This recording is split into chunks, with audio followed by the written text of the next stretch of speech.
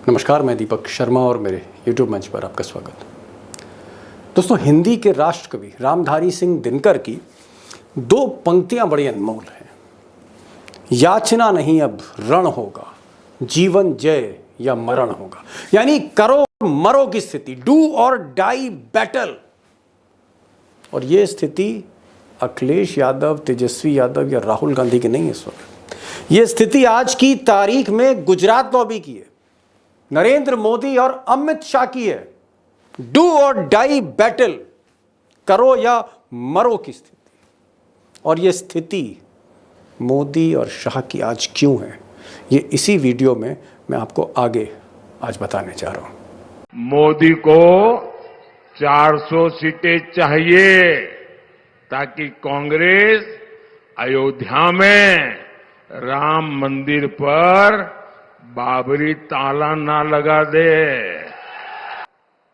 जरा ये शाहजाद घोषित करें कि इस चुनाव में ये अंबानी अडानी से कितना माल उठाया है। अब दोस्तों, मोदी जी कहीं राम मंदिर पर बाबरी ताला लगवा दे रहे हैं या फिर अडानी और अंबानी के लिए कह रहे हैं कि वो टेम्पो में भर भर के पैसा उन्हें नहीं कांग्रेस को भेज रहे हैं।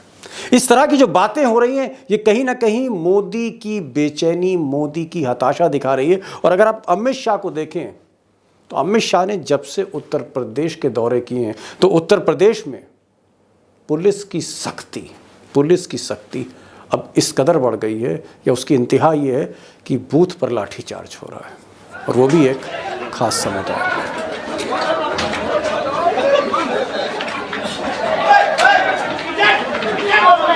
अब दोस्तों, ज़मीनी हकीकत चुनाव की ये है कि जो अर्ली स्टार्ट और बेटर स्टार्ट मोदी जी को लेना था, यानी जो पारी की शुरुआत करनी थी 2024 की, वो मोदी जी और शाह साहब अच्छी नहीं कर पाए।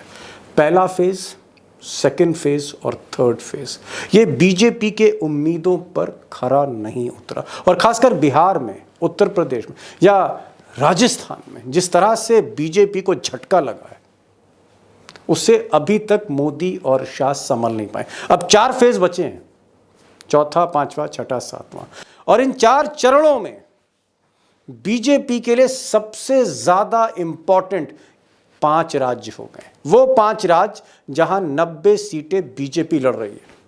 ज्यादातर कांग्रेस से सीधी फाइट है, कहीं समाजवादी से फाइट है, कहीं तेजस्वी से फाइट है। ये जो 5 राज्य हैं जहां डबल इंजन की सरकार है। जी हाँ, डबल इंजन की सरकार। और डबल इंजन से मेरा मतलब ये है कि राज्य सरकार भी मोदी की, केंद्र सरकार भी मोदी की, पुलिस भी मोदी की मुट्ठी में, सेंट्रल पैरामिलिट्री भी मोदी की मुट्ठी में, सारा सिस्टम जहां मोदी के हाथ में। वो डबल इंजन के 5 राज्य निर्णायक हो गए हैं। करो या मरो की स्थिति है।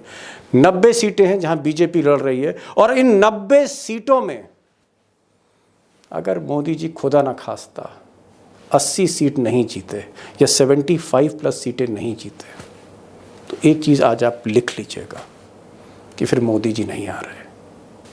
अब दोस्तों, इन 5 डबल इंजन राज्य सरकारों में जो आप कह सकते हैं प्रायोरिटी नंबर 1 है मोदी जी और शाह साहब की, जाहिर तौर पर वो उत्तर प्रदेश है, जहाँ पर 54 सीटें और बची हैं। जी हाँ, 80 में से 54 सीटों पर अभी मतदान होना है, बाकी के 4 फेजेस में।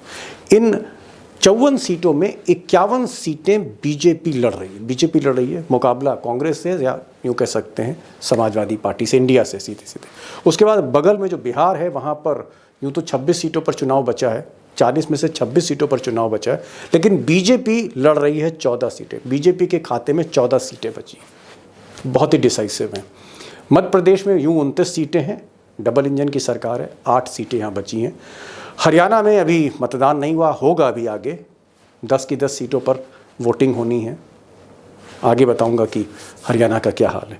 और दिल्ली, इसको मैं डबल इंजन की सरकार में इसलिए गिन रहा हूँ, हालांकि आम आदमी पार्टी की सरकार है, लेकिन डबल इंजन में इसलिए कह रहा हूँ क्योंकि जो पुलिस है, जी हाँ, पुलिस और इंटेलिजेंस, वो अमित शाह के ही पास है, लेफ्टिनेंट गवर्नर भी उन्हीं का है। इसलिए मैंने इसको डबल इंजन की कैटेगरी में दिल्ली को रखा है। तो डबल इंजन की जहां सरकार है, ये 5 राज्य हैं। हालांकि टेक्निकली दिल्ली में डबल इंजन नहीं है, लेकिन पुलिस क्योंकि अमित शाह की, इसलिए मैंने इसको इस कैटेगरी में रखा है। यहाँ पर 7 सीटें, दिल्ली में 7 सीटें, कुल मिलाकर 90 सीटें हैं जी हाँ, बीजेपी के लिए बड़ी क्रूशल है। अब दोस्तों एक बात मैं शुरू में ही क्लियर करना चाहता हूँ, क्लैरिफाई करना चाहता हूँ कि इन डबल इंजन की सरकारों में जो 5 राज्य दिखा रहा हूँ मैं, इसमें मैंने एक राज्य इंक्लूड नहीं किया है, और वो जो छठा स्टेट बड़ा प्रमुख राज्य है वो महाराष्ट्र है।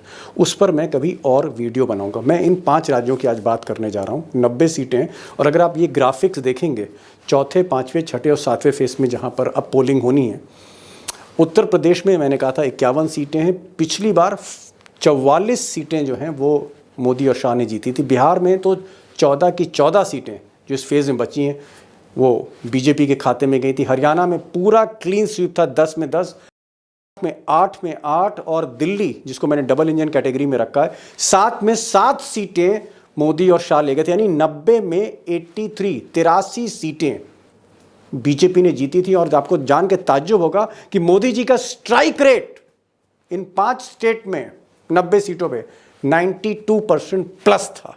जी हाँ, 92% प्लस था। अब दोस्तों आप कहेंगे कि जो 5 राज्य हैं यहाँ डबल इंजन की सरकार, यानी राज्य और केंद्र दोनों मोदी जी की मुट्ठी में। आप ये भी कहेंगे कि ये जो 5 राज्य हैं ये हिंदी पट्टी में, हिंदी बेल्ट में, जो मोदी जी, बीजेपी और आरएसएस का गढ़ है, सबसे मजबूत किला है। तो फिर दिक्कत कहाँ हो रही है मोदी जी को या उनके चाणक्य को?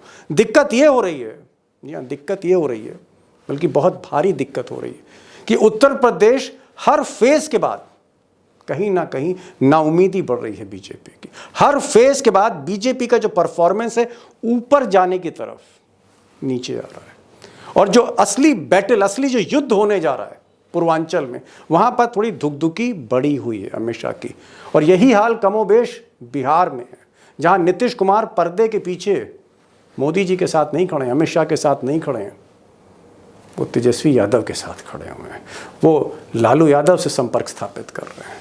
और आगे एक्सपर्ट्स के साथ मैं डिटेल में इसे डिस्कस करने जा रहा हूँ। दिल्ली की बात कर लेते हैं। दिल्ली में 7-0 स्कोर था 2014 में भी, 2019 में बीजेपी के फेवर में।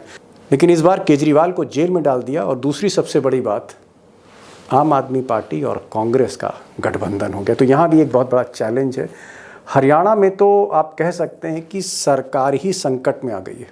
4 जून से पहले अगर बीजेपी की सरकार गिर जाए तो ताज्जुब मत करिएगा। हरियाणा में बहुत ही स्थिति खराब है, 10 सीटें ले गए थे। तो कुल मिलाकर अगर आप देखें, ये जो 90 सीटें हैं जिसमें से 83 सीटें पिछली बार मोदी जी ने जीती थी, और स्ट्राइक रेट उनका 92% था। अगर ये स्ट्राइक रेट गिरता है नीचे, और सीटें भी साथ साथ नीचे गिरती हैं, अगर ये सीटें 83 से घटकर 60 आ जाती हैं, 65 आ जाती हैं, या उससे भी नीचे जाती हैं, तो मैंने आपको पहले का फिर दोहरा रहा हूँ कि मोदी जी तीसरी बार फिर शपथ ले पाएंगे, इस पर एक बहुत बड़ा सवाल होगा। इसीलिए मैंने कहा डू और डाई बेटर। 90 सीटें, 5 राज्य। दोस्तों मोदी जी क्यों हताश हो रहे हैं, और बेचैनी में उनका जो लहजा है वो तल्ख क्यों होता जा रहा है दिन ब दिन? और जो अमित शाह हैं वो बार बार उत्तर प्रदेश के चक्कर क्यों काट रहे हैं? और पुलिस बिहार और यूपी में इतनी सख्ती क्यों कर रही है, खासकर खास समुदाय के पॉकेट्स में? ऐसा क्यों हो रहा है? इसका जवाब जानना जरूरी है, क्योंकि बीजेपी की वो 90 सीटें फंस गई जो उसकी अपनी सीटें थी। जो उसकी अपनी सीटें थी वही सीटें फंस गई। यानी जो सीटें, ये जो 90 सीट्स हैं, जिसमें अभी महाराष्ट्र शामिल नहीं किया मैंने, बंगाल शामिल नहीं किया है, ये जो 90 सीट्स हैं, अगर इसमें कहीं ना कहीं मोदी जी को झटका लगा तो इसका जो असर है वो 4 जून को पता लगेगा फिर। तो इसलिए मैं कह रहा हूं कि ये जो 90 सीट्स हैं बहुत क्रूशल हैं, बहुत ही डिसाइसिव हैं। और इसलिए सारे के सारे जो आप कह सकते हैं तरकश से तीर निकालकर मोदी जी चल रहे हैं। आज 3 एक्सपर्ट्स होंगे। एक बिहार के बारे में बताएंगे अभिषेक कुमार, ग्राउंड जीरो की रिपोर्ट। उत्तर प्रदेश के बारे में आपको जितना डिटेल है वो प्रोफेसर रविकांत देंगे। और हरियाणा और दिल्ली की बात भी होगी। सिंधु साहब, जगदीप सिंधु साहब, हरियाणा के एक्सपर्ट, हिसार से हमारे साथ सीधे जुड़े हैं, और वो जो बताने जा रहे हैं मैं तो चौंकी गया, आप भी चौंकेंगे। वक्त नहीं लूँगा ज़्यादा, लखनऊ में चलते हैं सीधे प्रोफेसर रविकांत के पास, दिल्ली में अभिषेक कुमार के पास, हिसार में जगदीप सिंधु जी के पास। सुनिएगा आखिर तक, क्योंकि इसी में मोदी की हार और जीत की चाबी छुपी है। रविकांत जी, 51 सीटें बची हैं उत्तर प्रदेश में, यूं तो 54 है, लेकिन 51 सीटें जहां बीजेपी जोर आजमाइश कर रही है। पिछली बार इस 51 में 44 सीटें, 44 सीट्स जो हैं वो बीजेपी ने जीती थी। लेकिन अगर आज की तारीख में हम देखें तो कई सीटें फंसी हैं, वो चाहे आजमगढ़ हो, वो चाहे गाजीपुर हो, वो चाहे लालगंज हो, वो चाहे डुमरियागंज हो, वो चाहे कौशाम्बी हो, वो चाहे अंबेडकर नगर हो, वो चाहे रायबरेली हो, वो चाहे कन्नौज हो, कई सीटें फंसी। मैं उस पर आऊंगा, लेकिन मैं ये पूछना चाह रहा हूं कि क्या इन 51 सीटों में बीजेपी, आपको लग रहा है 44 सीट जीतने जा रही, पिछली बार का रिकॉर्ड बराबर करने जा रही है? क्या 51 में से 45 सीटें मान लीजिए बीजेपी के खाते में जा रही है, या बीजेपी अपने टारगेट से बहुत नीचे आ रही है? दीपक जी, 51 में से अगर मैं बहुत ज्यादा सीटें दूं बीजेपी को तो मैक्सिमम 20, इसके ऊपर बीजेपी नहीं जा रही है। हर गढ़ में वो फंसी हुई है। अभी तो ओबीसी लैंड से आगे बढ़ा है ना मामला। थर्ड फेज तो यादव लैंड था। यहां से जब आप पूर्वांचल की तरफ चलेंगे तो भले ही वो गोरखपुर और बनारस हो, लेकिन असली खेल वहीं पे होने जा रहा है, जहां पर यादव है, मायावती का वोटर जाटव है, मुस्लिम है, मौर्य है, कोयरी है। ये जो जातियां हैं इस समय एंटी मोदी खड़ी हुई। और इसलिए मैं बार बार कहता हूं कि उत्तर प्रदेश में, मैं छोड़ देता हूं बिहार में, मुझे हो सकता है जमीन पर मैं नहीं गया, लेकिन उत्तर प्रदेश में एंटी मोदी लहर चल रही है इस समय। योगी जी के समर्थन में थोड़ा मामला है, लेकिन वो हल्की सी पुरवाई है। यहां मतलब तो आप डॉक्टर साहब ये कह रहे हैं कि योगी को लेकर मोह भंग नहीं है, लेकिन मोदी को लेकर उत्तर प्रदेश का वोटर है, खासकर जो अति पिछड़ा है और पिछड़ा है जिसमें यादव है, आपने मौर्य भी जोड़ दिए हैं, आप कुर्मी की भी बात कर रहे हैं, इनका मोह भंग हो रहा है। It's a big breaking news हो चुका है। उसमें कुर्मी के अलावा कश्यप भी जोड़ दीजिए, निषाद भी जोड़ दीजिए, बिंद, राजभर से लेकर के और चौहान तक। और इधर दलित तो पूरे तरीके से एक तरफा हो गया है संविधान बदलाव की वजह से, जो इन्होंने नारा दे दिया। 70% दलित एक तरफा एंटी बीजेपी जा रहा है। इसीलिए मैं आपसे बार बार कह रहा हूं, देखिए दीपक जी, ये हिम्मत नहीं कर रहे हैं लोग, जो खास करके वैकल्पिक मीडिया में है, जिन लोगों ने पहले प्रोडक्शन किए, पहले विश्लेषण किया, और होता है कई बार फेल होते हैं लोग, लेकिन इस बार लोग इस डर से नहीं कह पा रहे हैं कि बीजेपी आ रही है, क्योंकि उन्हें लगता है कि कहीं हम गलत ना साबित हो जाए। असली खेल ये है। इसलिए मैं कह रहा हूं पूरी जिम्मेदारी के साथ कि उत्तर प्रदेश में भारतीय जनता पार्टी टोटल जो सीट है वो 30 से 35 और इस फेज में मैक्सिमम 20। अभिषेक, एक चीज बताइए, चलिए उत्तर प्रदेश का तो सिनेरियो बताया डॉक्टर साहब ने, बिहार में 14 सीटें हैं इस वक्त जो बीजेपी को लड़नी। वैसे तो 26 सीटें बची हैं, चौथा, पांचवा, छठा, सातवां फेज, 26 सीटें, लेकिन 14 सीटों पर बीजेपी की जोर आजमाइश है। पिछली बार 14 में 14 ले गई थी बीजेपी। मैं आपसे ये पूछना चाह रहा हूं कि बिहार में इस वक्त अगर 14 में से 14 नहीं ली मोदी जी ने तो साहब रथ फंस गया। अभिषेक जी, क्या है खबर, क्या खबर है, 14 में कितनी सीट ले जा रही है? दीपक जी, बिहार से जो खबर है वो यही है कि भारतीय जनता पार्टी बहुत मुश्किल में है। भारतीय जनता पार्टी ने इन 14 सीटों में अब 5 बचाने की स्थिति भी दिखाई नहीं दे रही है। ये बहुत जिम्मेदारी के साथ मैं कह रहा हूं कि समाज का बहुत बड़ा तबका खिलाफ हो चुका है। जाति जनगणना ने साफ कर दिया कि सबसे ज्यादा वोट अति पिछड़ों के हैं, 36% आबादी है। टिकट कितने हैं इन 14 में? एक टिकट है अति पिछड़ों के। सवर्णों की आबादी 10% है जनरल कैटेगरी की, और टिकट कितने हैं? 8। अब इसमें बीजेपी को आप सोच रहे हैं वोट मिलेगा? जाति जनगणना राष्ट्रीय स्तर पर हो, दलितों के बीच संविधान बचाने का मुद्दा हो, इन सारे मुद्दों के बीच सिर्फ यही दिखाई दे रहा है कि 5 किलो राशन जो पिछली बार जीत की गारंटी था, इस बार जमानत बचाने की गारंटी है। नहीं, आप ये बताइए, वो ठीक है, मैं आपके तर्कों से सहमत हूं। मैं कह रहा हूं जो 14 सीटें हैं जहां एक तरह से आप कह सकते हैं करो या मरो की स्थिति है, डू और डाई। अमित शाह ने तो कहा है कि इट्स अ डू और डाई बैटल इन बिहार। ये 14 में से कितनी सीटें जा रही हैं अमित शाह की जेब में, मोदी जी की जेब में, ये बताइए। कुछ महत्वपूर्ण सीटें बता देता हूं।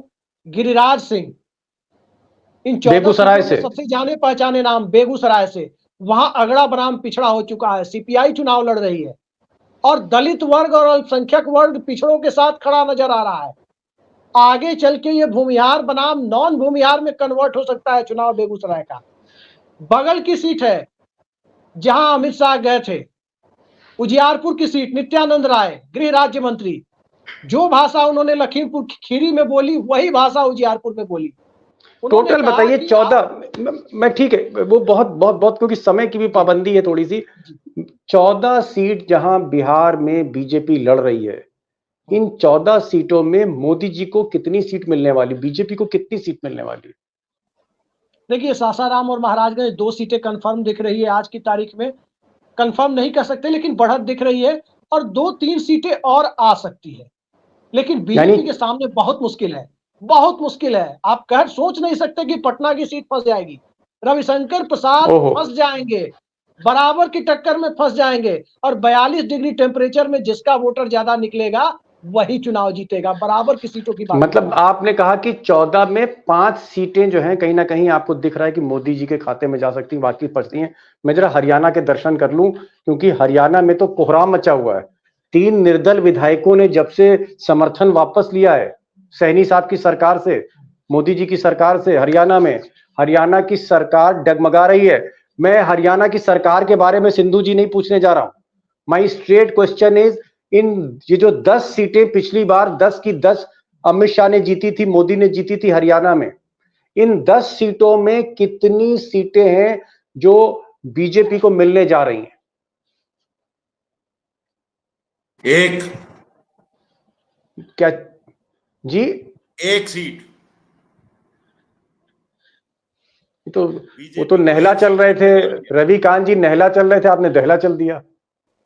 जी, आज स्थिति जो हो रही है उसमें स्पष्ट तौर पे कहा जा सकता है कि अभी ऐसा है, आप लोग ऐसा बोल रहे हो कि मुझे विश्वास नहीं हो रहा, मेरी धड़कनें बढ़ रही हैं। आज करनाल में मुझे 4 जून को लोगों का सामना करना है सिंधु साहब, थोड़ा सा इज्जत का ख्याल रख लीजिए, थोड़ा सा इज्जत का ख्याल रख लीजिए। 12 पार्षदों में अरे 10 में से 1 कह रहे हैं भाई, आप क्या कह रहे हैं? आप कह रहे हैं कि बीजेपी 2014 में 10 में 10 ले गई, फिर 2019 में 10 में 10 ले गई, आप कह रहे हो कि इस बार 1? जी, अब के लू थोड़ा भयंकर चलेगी और उस लू में काफी कुछ झुलसेगा। अभिषेक जी 10 में 1 बता रहे हैं हरियाणा में, हिम्मत करके, मेरी तो सीट पूछने की हिम्मत नहीं है इनसे। अरे बड़े बड़े लोग लड़ रहे हैं साहब, खट्टर साहब लड़ रहे हैं, जिंदल साहब लड़ रहे हैं, बड़े बड़े तोपची लड़ रहे हैं साहब बीजेपी की तरफ से। जिंदल साहब पिछड़ गए हैं बहुत अच्छे से, जिंदल साहब अच्छी तरह पिछड़ गए हैं। और दूसरी बात आप बता देता हूं, आज ही बयान आए हैं 12 पार्षद करनाल के जो हैं, उन्होंने मनोहर लाल खट्टर जी का विरोध कर दिया है करनाल में ही, और 2 विधायक जो हैं वो भी इनके विरोध में हैं। और अभी रात को कुछ और खबरें आ सकती हैं और कल तक खबरें आ जाएंगी। जो अभी तक स्थितियां चल रही थी उनमें पहले 5 थी, फिर 6 हुई, फिर 7 हुई। आज स्थिति यह है कि सिर्फ 1 सीट, वो भी गुड़गांव की बस्ती है, जहां कुछ संभावनाएं भारतीय जनता पार्टी के लिए बची हुई हैं। और यहां से राज वोकर लड़ रहे हैं। जी, बहुत ही अविश्वसनीय, बहुत ही अविश्वसनीय। जितने भी दोस्त हैं मैं उनसे कमेंट चाहूंगा कि सिंधु साहब, यूं तो मैं सिंधु साहब के प्रेडिक्शन हमेशा सही होते हैं, ये पहले शख्स थे, इन्होंने कहा आज से 3 महीने पहले, आप मेरी टाइमलाइन पे वीडियोस देख लीजिएगा, सिंधु साहब ने कहा कि हरियाणा में 4 सीट फंसी हैं बीजेपी की, फिर इन्होंने कहा 5 सीट फंसी हैं, खट्टर के हटने के बाद बहुत कुछ इन्होंने कहा अब 6 सीटें फंस गई, आज इन्होंने कहा 9 सीटें फंसी हैं, 10 में से 9 सीटें, यानी जिस मोदी का 100% स्ट्राइक रेट हरियाणा में, आप कह रहे हो 10% का स्ट्राइक रेट रह गया है। एक चीज मैं पूछना चाह रहा था डॉक्टर साहब, सिंधु साहब ने तो आंखें खोल दी हैं, बल्कि चौंका दिया है। मैं थोड़ा सा घबराहट आज पहली बार होने लगी, क्योंकि इस तरह की बातें सिंधु साहब कर रहे हैं कि 10 में से 1, it is unbelievable for me, विश्वास नहीं हो रहा मुझे। मैं एक चीज पूछना चाह रहा हूं रविकांत जी, 90 सीटें हैं, 83 सीटें पिछली बार मोदी जी ने जीती थी, उनको 92% की स्ट्राइक रेट मेंटेन करनी होगी, यानी हर सीट में कम से कम 92% जीतने का। अगर 100 सीटें हैं तो 92 सीट्स जीतनी है, 92% स्ट्राइक रेट अगर अमित शाह ने और मोदी ने इन 90 सीटों पर बरकरार नहीं रखा, मेंटेन नहीं किया, तो मैंने पहले भी कहा भैंस पानी में जा रही है। आपको लगता है कि कुछ करिश्मा कर सकते हैं अमित शाह, कुछ मोदी कर सकते हैं, कुछ ऐसी शक्ति हो सकती है? क्योंकि जितनी भी राज्यों का मैं जिक्र कर रहा हूं सब डबल इंजन की सरकार है। राज्य सरकार भी मोदी की और केंद्र सरकार भी तो मोदी की है ही। यानी चुनाव आयोग से लेकर और चपरासी तक, या यूं कहूं चुनाव आयोग से लेकर ग्राम पंचायत तक सब कुछ मोदी के मुट्ठी में है। मीडिया, कॉरपोरेट, शासन, सत्ता, सब कुछ, पुलिस, सेंट्रल पैरामिलिट्री। क्या आपको लगता है कि इन डबल इंजन सरकारों में मोदी 90 में से 83 सीटें जीतने जा रहे हैं जो पिछली बार उन्होंने जीती थी?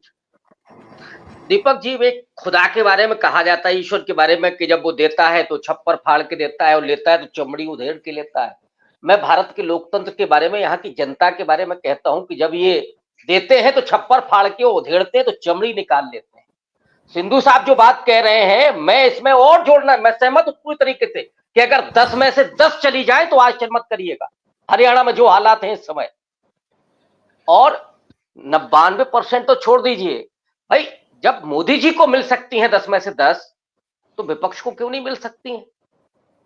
92% स्ट्राइक रेट छोड़ दिए Deepak ji, first division pass नहीं हो रहे हैं मोदी जी, डिस्टिंक्शन तो छोड़ दीजिए, थर्ड डिवीजन या सेकंड डिवीजन मैक्सिमम 50% अगर सीटें मिल जाए। एक बस, क्योंकि सिद्धू साहब समय हो रहा है और आज आपने तहलका मचा दिया है, आज इसलिए मैं कह रहा हूं, डरा दिया बल्कि आपने। अभिषेक जी, लास्ट क्वेश्चन, आपको लग रहा है कि ये जो 90 में से 83 सीटें हैं, आपको लगता है कि इसको मेंटेन करेंगे? और अगर इसको मेंटेन नहीं कर पाते, मान लीजिए पिछली बार 90 में से 83 सीट लाए थे और ये सबसे इंपॉर्टेंट बैटल है बीजेपी का बाकी बचे फेजेस में, अगर मोदी और शाह ने पुराना परफॉर्मेंस बरकरार नहीं रखा, आपको लग रहा है कि खेल हो जाएगा? और आपको इन 90 में कितनी सीटें लग रही हैं? आपके पास तो हर सीट का आंकड़ा है, एक आंकड़ा दे दीजिए आप। आपको क्या लग रहा है 90 में से कहां पर मोदी खड़े हैं इस वक्त? दीपक जी, आपने आंकड़े की बात की, लेकिन आंकड़े के पहले एक बात मैं आपसे कहना चाहता हूं कि ये जो 90 सीटें आप बता रहे हैं, इन्हीं 90 सीटों के इलाके में सबसे ज्यादा लोग आर्मी में भर्ती होने जाते हैं, अग्निवीर से परेशान है। 74 साल का आदमी नौकरी मांग रहा है कि तीसरी बार प्रधानमंत्री बना दीजिए, और 22 साल के आदमी को घर बैठा दिया जा रहा है कि 4 साल की नौकरी करके 22 साल की उम्र में घर बैठ जाइए। इन्हीं इलाकों के लोग ओपीएस भी मांग रहे हैं, ओल्ड पेंशन स्कीम। इन्हीं इलाकों के लोग स्वामीनाथन फॉर्मूला और एमएसपी गारंटी भी मांग रहे हैं। इन्हीं आपको लग क्या रहा है अभिषेक जी, ये तो बता दो, लग क्या रहा है भाई? मैं वही कह रहा हूं, अगर ये सारे लोग अपने मुद्दे भूल जाते तो राम मंदिर का मुद्दा मरता नहीं। राम मंदिर का मुद्दा 22 जनवरी के दिन ही खत्म हो गया, तो इन सब लोगों के अपने मुद्दे सामने थे, और जब अपने मुद्दे सामने है, जाति जनगणना भी मुद्दा है, तो भारतीय जनता पार्टी 1/3 से आधे के बीच मुझे लग रहा है कि सिमटेगी। जी जी, बहरहाल 90 सीटें हैं, 83 जीतनी है, पिछली बार भी 83 जीती थी। सिंधु साहब ने तो आज तहलका मचा दिया, कहा कि हरियाणा में 10 में 10 की बात जो है वो बीत इतिहास हो गया, इस बार 10 में 1 जीत लें तो ये कह रहे हैं बहुत बड़ी बात होगी। और उस पर मोहर लगा दी रविकांत जी ने, जी दीपक जी, एक बात और, अगर मोदी जी यहाँ 50 पर रुक गए तो तय मानिए न सिर्फ नरेंद्र मोदी बल्कि नितिन गडकरी और राजनाथ सिंह को भी प्रधानमंत्री बनाकर भाजपा का सरकार बनाने का सपना पूरा नहीं हो पाएगा। 90 में से अगर 50 सीटें, ऑलमोस्ट आप कह रहे हैं कि स्ट्राइक रेट 50% से भी कम अगर चाहती है, तो मोदी जी ये कह रहे हैं कि सरकार नहीं बना पाएंगे। तो ये 90 सीटें दोस्तों बहुत क्रूशल हैं, और 83 सीटों का टारगेट रखा है अमित शाह ने। हमारा पैनल, जो हमारे एक्सपर्ट्स हैं, जिसमें डेटा जर्नलिस्ट अभिषेक हैं, वो ये कह रहे हैं, दावा कर रहे हैं कि 50 पर आकर कहीं ना कहीं रुक रहे हैं। और ये जो 50 पर अगर आकर रुक रहे हैं मोदी जी, तो उनके लिए खबर अच्छी नहीं है। इन 50 सीटों से मोदी जी कहीं ना कहीं 272 नहीं पहुंच पाएंगे, बहुत नीचे रह जाएंगे। बहरहाल आप लोग आए, आपने एक चीज आज क्लियर कर दी, ये जो डबल इंजन की सरकारें हैं, ये जो आज मैंने बताई, उत्तर प्रदेश, बिहार, दिल्ली, हरियाणा, मध्य प्रदेश। आज मैंने दोस्तों महाराष्ट्र की बात इसलिए नहीं करी क्योंकि महाराष्ट्र पर मैं फिर एक वीडियो अलग से बनाऊंगा, 48 सीटों वाले महाराष्ट्र पर, उस पर मैं अलग से बात करूंगा। लेकिन ये जो 5 राज्य आज मैंने बताए, उसमें हालत बहुत पतली है और इसीलिए मोदी और शाह वो आखिरी कोशिश कर रहे हैं, तरकश से वो आखिरी तीर लगा के चल रहे हैं कि शायद कहीं ना कहीं कुछ चमत्कार हो जाए और ये जो 90 सीटें हैं इसमें पुराना स्ट्राइक रेट वो मेंटेन करना है। अभिषेक जी आप आए, प्रोफेसर साहब आप आए, सिद्धू साहब आज तो आप लगता है चौवे छक्के ही मारने आए थे। आज आपने बहुत कुछ बोल दिया है, मुझे लगता है कि उसका संज्ञान खट्टर साहब भी लेंगे। आप खट्टर साहब को भी हरा रहे हो जो मुख्यमंत्री हैं हरियाणा के। बहरहाल आप लोग आए, बहुत बेबाकी से बातचीत करी, देखते हैं आगे के फेजेस के चुनाव में क्या होता है। चौथा, पांचवा, छठा, सातवां फेज बचता है, उसमें देखें क्या होता है। अभिषेक आपका, सिंधु साहब आपका और हमारे साथ प्रोफेसर रविकांत का सबका बहुत बहुत शुक्रिया। Thank you so much. शुक्रिया की तरफ से बहुत बहुत शुक्रिया आपका।